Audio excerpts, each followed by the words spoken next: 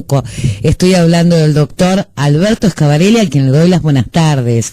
Alberto. ¿Qué tal? ¿Cómo están, Cris? ¿Cómo están todos? Cargadita. Sí, me imagino. Todo muy intenso, ¿no? Todo muy intenso. Todo, realmente, pues cuando, a ver, bajás de una nube ya te subís a la otra. Pero además hay cosas de tan diferente nivel, ¿no? ¿Cómo es la vida siempre? Alguien me dijo una vez, nadie elige el tiempo que le toca vivir, mucho menos el tiempo que le toca ser gobierno o no ser gobierno. Siempre la toma de decisiones. Pero Alberto, complejo. Mientras los árabes que nosotros a veces miramos de cotelete, sí, ponen una misión Esperanza a Marte para tener turismo aeroespacial en el 2117, nosotros... Tiene otro ritmo, ¿no? Y hay algunos temas que realmente... Bueno, me hiciste acordar del Ministerio de la Felicidad de Emiratos Árabes, que le han cambiado el nombre. Ah, ¿sí? ¿Ahora? Le han cambiado el nombre, ahora está vinculado al desarrollo, como era lógico, ¿no? Viste que yo te dije, cuando uno veía los cometidos... ¿Con qué parámetros? Estaba más vinculado al desarrollo humano, sostenible, etcétera. Y bueno, y le han cambiado el nombre, porque eso del Ministerio de la Felicidad, por más que es muy interesante, de todos modos, no parecía muy ejecutivo. Era como muy romántico, ¿no? Sí, demasiado, sí. La situación tiene muchas aristas y capaz que hablar de unas cosas simples para ir progresivamente complicándonos. Primero que nada, que con todo este tema de este proceso inevitable en materia de pandemia, porque no somos una raza superior, por lo tanto ya sabemos que tenemos circulación interna de lo que es la virosis, y, en fin, esto va en serio y hay que tomarlo con la seriedad que tiene, y a los que se les había ido la mano tienen que echar para atrás porque esto nos puede complicar y mucho. Pero hay un tema sobre el que contigo venimos hablando hace varias semanas, muchas atrás, y es el tema de algunas medidas, como hemos hablado tanto de las escuelas, que no puede ser que los chiquitines salgan con 4 grados a las 7 de la mañana para llegar a las 8 a la escuela, y cuando llegan todavía hay que ventilar. Pero además hay un tema que parece claro, que es el tema del transporte, que no hay lugar en el mundo donde se pueda resolver 2 metros de distancia, ni aún teniendo autos privados, ¿verdad? Leíste mi tweet. Si va en el auto de uno con otro, es imposible estar a 2 metros. Así que lo que parece claro es que el Uruguay no ha ensayado una medida que le hablaba el otro día con alguien que visto de otro país, latinoamericano, que es el cambio de las horas pico. Tiene que haber una regulación, y ahí pueden trabajar en el Estado Servicio Civil y en las organizaciones privadas, las empresas privadas, las cámaras, los gremios. Es absurdo que no se corran los horarios de trabajo para que se disminuya el hecho de que a las 7, 8, 9 de la mañana todo el mundo esté llegando a entrar a un lugar de trabajo. En todos los países, en las ciudades grandes, las que no están en cuarentena cerrada, han establecido horarios para que no haya puntos de concentración. Y eso, que en algunos organismos se ha hecho en Uruguay, en algunas empresas, creo que tiene que estar sistematizado. Es imposible dar cumplimiento a la distancia social de precaución, y por lo tanto hay que disminuir el riesgo. Lo que se trata es de que sea un riesgo calculado y protegerse frente al riesgo, pero es inevitable que encontremos caminos para que haya menos concentración. Así que dejo esa insistencia porque nos parece fundamental. Y en el otro aspecto, en el que tiene que ver con la financiación de todas estas cosas, sin duda que este anuncio de que eventualmente va a haber una reducción de 80 millones que se le daba por el programa metropolitano de la Intendencia de Montevideo, 20 millones a la de Canelones, en fin, la asistencia, la discusión con el Congreso de Intendentes. Bueno, yo ahí estoy insistiendo para que pensemos en la posibilidad de que los gobiernos municipales no pueden endeudarse en el exterior, por suerte. Solo se endeuda el gobierno central, fundamentalmente. Entonces, ahí hay una fórmula que es aprovechar estos créditos internacionales blandos de los que hemos hablado tanto, que están vinculados a los temas conexos con la pandemia, y que algunos tienen hasta 7 años para empezar a pagarlo como plazo de gracia, intereses muy bajos. Bueno, que el gobierno central pida préstamos internacionales de este tipo y en las mismas condiciones se lo transfiera al Congreso de Intendentes y a las Intendencias para que se hagan cargo, incluso con la garantía de un fideicomiso, que está tan de moda, para pagar esa deuda en el exterior y tener disponibilidad de recursos que no tiene el gobierno central o no está dispuesto a darlos. Por lo tanto, creo que estamos en un momento que donde aparece un obstáculo, tenemos que aportar fórmulas para superar el obstáculo. Y estas que parecen tan simples, parece que son buena cosa que entre todos las consideremos, y que bueno, el sueño de uno cuando tiene ideas así, es que mañana ni se acuerden quién la dio, es que alguno lo recoja y se transforman en ideas propias, ¿no? Pero es más realmente importante porque está en juego la sostenibilidad del transporte, la sostenibilidad de programas sociales, de programas de desarrollo, de programas de mantenimiento de situación, y sin hablar del tema de, que no tiene que ver con este préstamo que hablábamos, sí del préstamo general, de lo que es el salario mínimo nacional acumulado para cierta gente, porque si se nos caen después nos va a costar muchísimo volver a ayudar a levantarse. Bueno, cuánta cosa en medio de, ¿no? Por estas horas, además. Muchas cosas. Tenemos temas nacionales, temas internacionales, nuevo canciller, nuevo discurso internacional del país, que también es complicado para cuando vivimos estas cosas y estamos cercanos en el exterior. Siempre difícil la circulación sinuosa, ¿verdad? No importa quién tenga razón, lo que está claro que el posicionamiento del país tiene que ser muy claro y muy definido en políticas centrales, ¿no? Es decir, en lo que hace que la otra parte, tenga la tranquilidad de saber en los otros países cuál es el rumbo. Bueno, si va a ser este el rumbo, más allá del análisis que en su momento haremos, lo importante es que esté explicitado razonablemente y sin matices de contienda interna dentro del propio gobierno, ¿verdad? Es decir, a mí realmente me parece que no vale la pena que se enfrasquen ahora en modelos de Cancillería en tan poco tiempo de gobierno, sino que lo que está claro es que el presidente con el canciller defina cuál es, y bueno, y borrón y cuenta nueva, digo, pero no estar todo el día circulando en relación a este tema, porque genera mucha confusión y muchas dudas. Y otro tema que está en la agenda es el tema del fiscal de corte, el fiscal general de la Nación, y el tema de la fiscal que dispuso el archivo del expediente del intendente de Colonia. Bueno, creo que hay alguna confusión en este tema, o por lo menos me parece que no están bien vistos los ángulos. Una investigación administrativa, ¿qué significa? La jerarquía de la administración, que tiene la responsabilidad de la conducción de la administración, que quiere decir que las cosas vayan por un cauce legítimo, con la custodia de la garantía de la prestación de los servicios.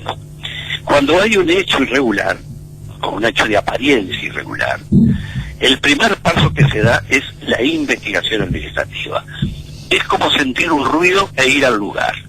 Y ahí uno diagnostica si existe o no un problema, y en caso de que esa investigación le lleve a que el diagnóstico determina que hay un problema, comienza la segunda fase, que es la del sumario, donde ya hay un hecho comprobado, una persona eventualmente responsable, pero todos estos dos procesos, tanto la investigación administrativa como el sumario después que se detecta una irregularidad, son procesos que están absoluta y meticulosamente regulados por la normativa vigente, con todas las garantías del debido proceso, asistencia letrada en todas las instancias. En una palabra, la investigación es un deber, porque si hay una duda hay que esclarecerla en todos los ámbitos.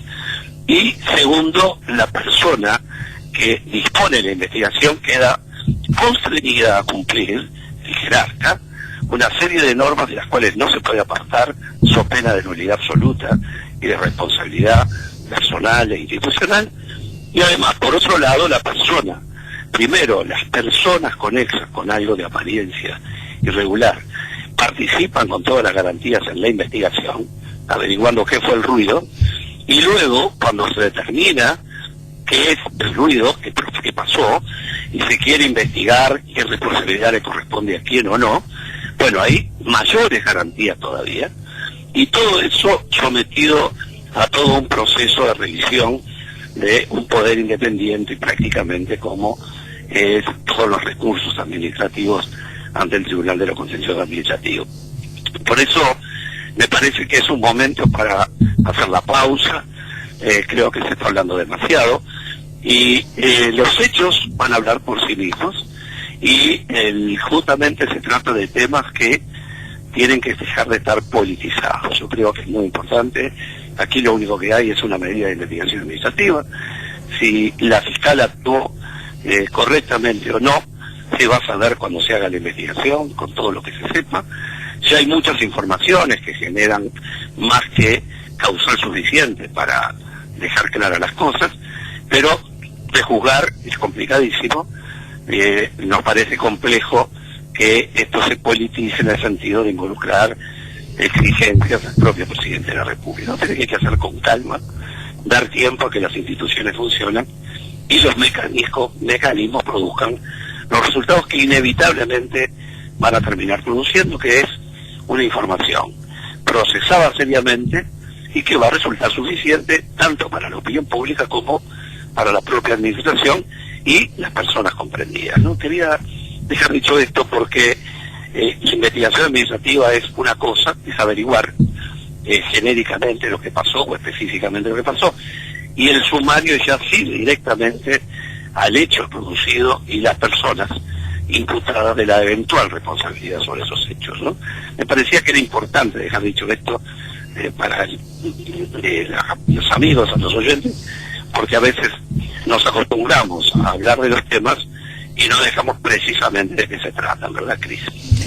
Sí, ahora me parece que hay, si se puede llamar de alguna forma, ¿no?, una imprudencia política en esto de primero ir contra el fiscal de corte, amenazar con la renuncia a la coalición. Hay como un forcejeo que no está bueno políticamente hablando, ¿no? Y porque además es como una garrafa de gas, no hay válvulas, ¿no?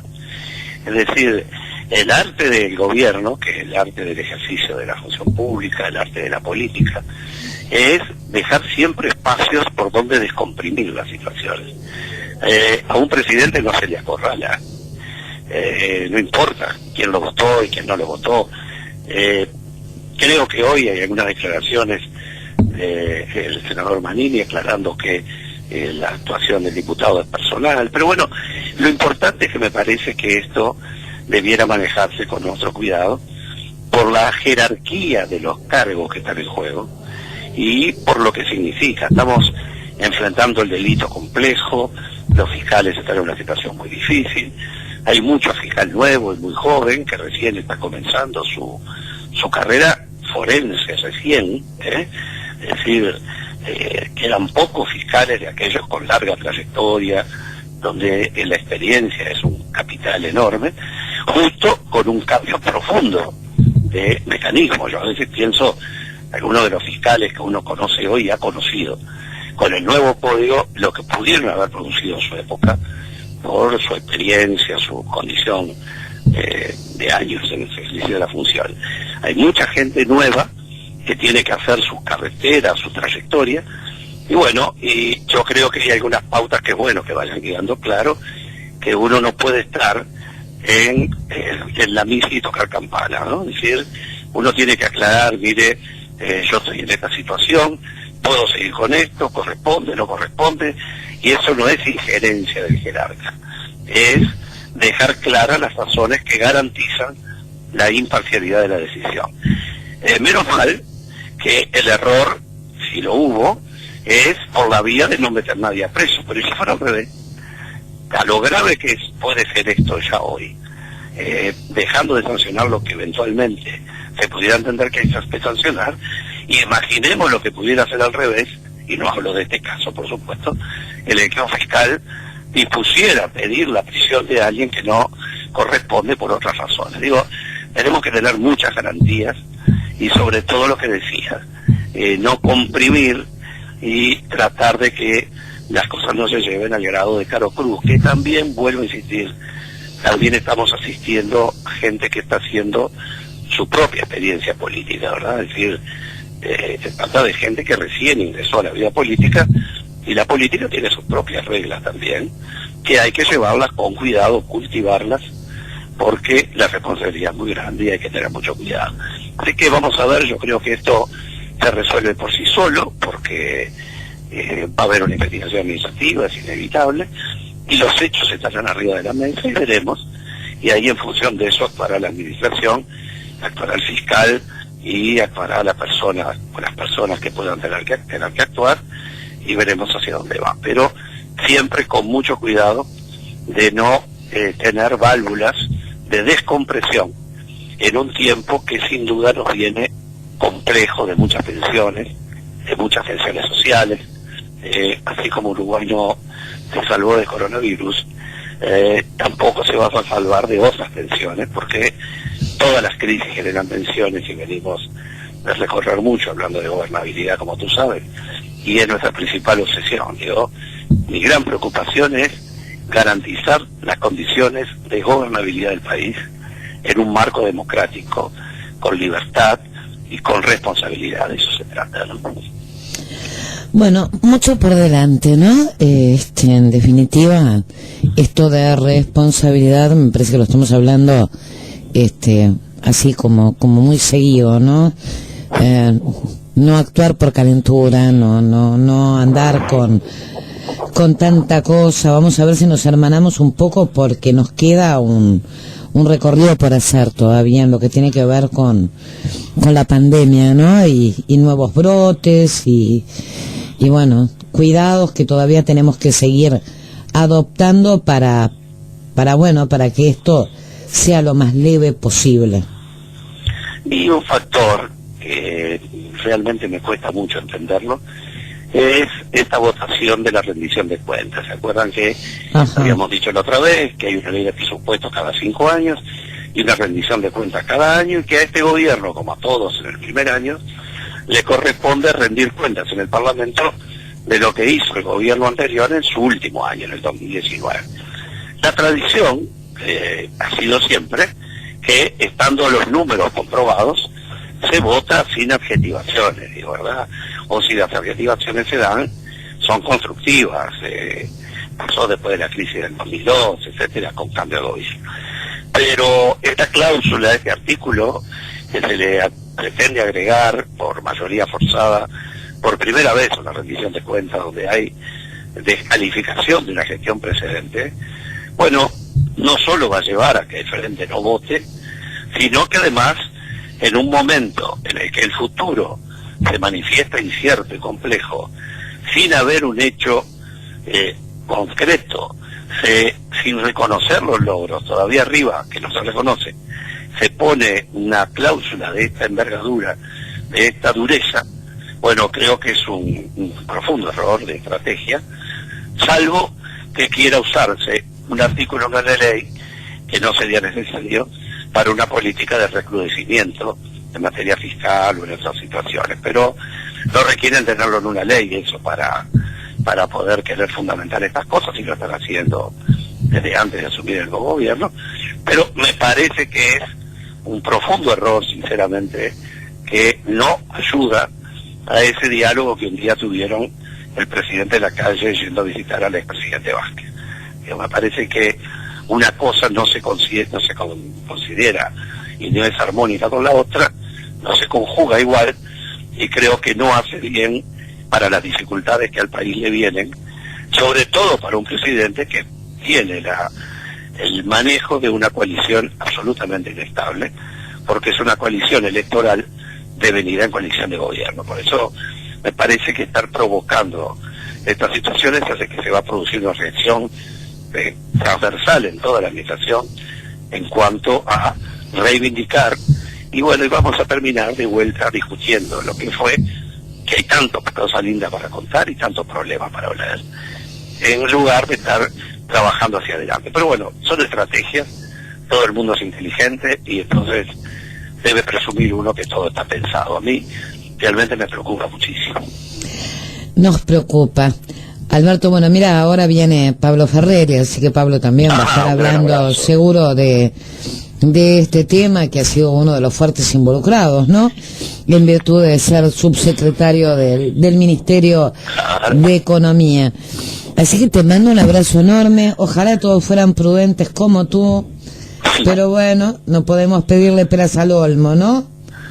Pero vamos a ser optimistas, vas a tener una preciosa nota porque Pablo, además de un amigo, siendo objetivos, es un hombre de una enorme capacidad, realmente es un elemento fundamental para el país, forma parte de ese grupo que está más allá de las condiciones políticas, de gente en la que uno puede mirar el horizonte con la tranquilidad y la capacidad. Y así que le dejo un gran abrazo telefónico y sin duda vas a tener una preciosa nota. Será hasta la semana que viene, cuidémonos mucho y guardemos distancia, con cuidado, dentro de lo razonable, pero seguramente vamos a tener que cuidarnos más que ahora. Por eso nos queda para hablar la semana que viene de estas notas en la Argentina, el presidente de la República, que también me tienen preocupado. Será hasta la semana que viene. Un abrazo enorme, Alberto. Que pases linda tarde.